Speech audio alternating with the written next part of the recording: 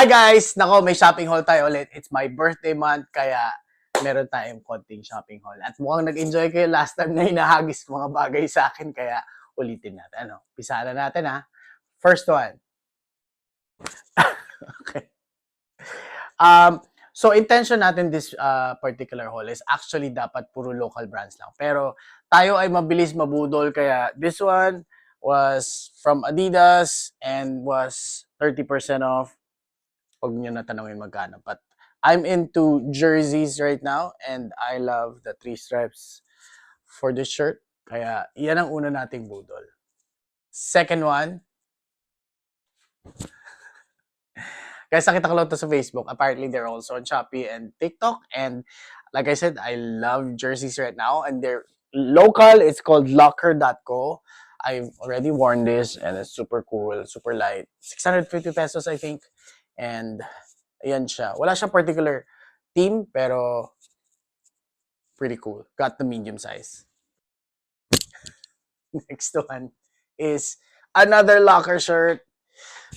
Diba? So, I don't think this is called a jersey, pero parehas sila ng fabric and I love it. And this is 650 also.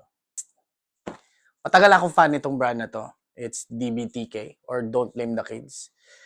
I think bagong drop to. And this is in medium. So, medyo malaki siya actually. Pero I love this and I think at over 1,000 pesos. Nice. Kita ba yung buong shirt? So, ito rin yung bagong drop nila. I think this came in black, gray, and this one was green. Got this in medium. I think 1,300 pesos. Hindi ko pa siya na to try on, but you can see medyo boxy at malaki yung size niya for medium, but I love it. Next. Oh my God. Kung kinabahan. Ito, ilang beses ko na siya nakita sa TikTok, sa Facebook, all over social media. My first time to actually buy this brand perfume. I sort of collect perfume, so I'm excited to try this.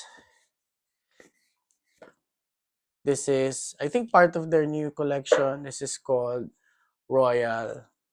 Ganda ng bote, oh. Lakas makasosyal. Diba? I think 800 or 900 pesos. And took about 2 days before it arrived. Ganda. Next. Siyempre, isa pa ulit. And this one's called Pure. I think same price. And this one is